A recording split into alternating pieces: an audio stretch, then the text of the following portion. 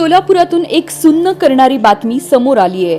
वैद्यकीय क्षेत्रातील अत्यंत प्रतिष्ठित व्यक्तिमत्व आणि सुप्रसिद्ध न्यूरोफिजिशियन डॉक्टर शिरीष वळसंकर यांनी राहत्या घरी डोक्यात गोळी झाडून जीवन संपवलं।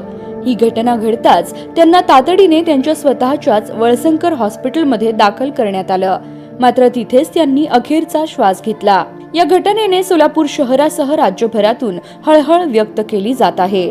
त्यांच्या हाताखाली काम करणारे डॉक्टर्स आणि हॉस्पिटल स्टाफ हादरून गेले असून रडून भाऊक वातावरण निर्माण झालं।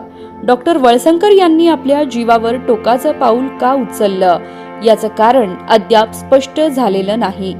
डॉक्टर शिरीष वळसंकर यांनी वैद्यकीय क्षेत्रात मोठं योगदान दिलं। अत्यंत सामान्य परिस्थितीतून प्रवास सुरू करत त्यांनी स्वतःचं हॉस्पिटल उभारलं। हजारो रुग्णांवर यशस्वी उपचार करून त्यांना नवं जीवन दिलं। सोलापूर जिल्ह्यातील प्रख्यात मेंदुरोग तज्ज्ञ म्हणून त्यांनी स्वतःचं स्वतंत्र स्थान निर्माण केलं होतं। डॉक्टर वळसंकर यांचं विमानाने संपूर्ण जगाचा प्रवास करण्याचं स्वप्न होतं। त्यांनी यासाठी खास डबल इंजिन असलेलं डायमंड प्लेन खरेदी केलं होतं। या स्वप्नासाठी तयारीही सुरू झाली होती, मात्र नियतीला काही वेगळंच मंजूर होतं।